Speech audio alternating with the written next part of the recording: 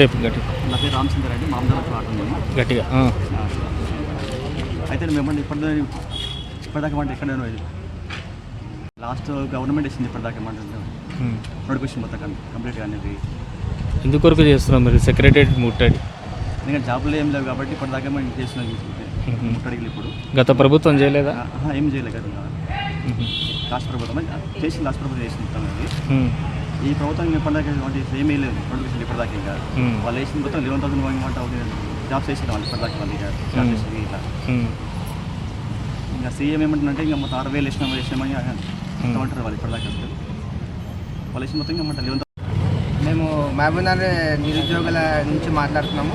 4th రోజు secretariat ముట్టడి చేద్దామని ప్రయత్నం చేస్తున్నాము. ఎందుకనగా గత ప్రభుత్వం వేసిన నోటిఫికేషన్లని తాము వేసినని ప్రచారం చేసిన సీఎం రేవంత్ రెడ్డిపై చాలా ఆగ్రహంతో ఉన్నాము.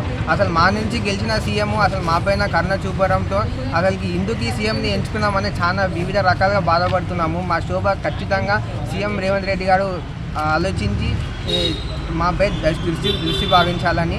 సరే, కోర్టు కేసు ఉన్న ఉద్యోగ నోటిఫికేషన్ వదిలేసి మిగతా పవర్ సెక్టార్ కానీ, పోలీస్ నోటిఫికేషన్ కానీ, జీపీఓ కానీ ఖచ్చితంగా రిలీజ్ చేసి మమ్మల్ని ఆదుకోవాలని, మా నుంచి గెలిచినందుకు కనీసం మా పైన కరుణ చూపి మేము ఎన్నో ఇయర్స్ నుంచి కాంగ్రెస్ ప్రభుత్వం వచ్చి అన్ని నోటిఫికేషన్లను వేస్తామని, 1 year లోపలనే 2 lakhs ఉద్యోగాలు వేస్తామని మాకు వేసిన వాగ్దానాలు నిలబెట్టుకోవాలని ఖచ్చితంగా మేము ప్రజల తరఫున, నిరుద్యోగుల తరఫున గవర్నమెంట్కి కోరుతున్నాము.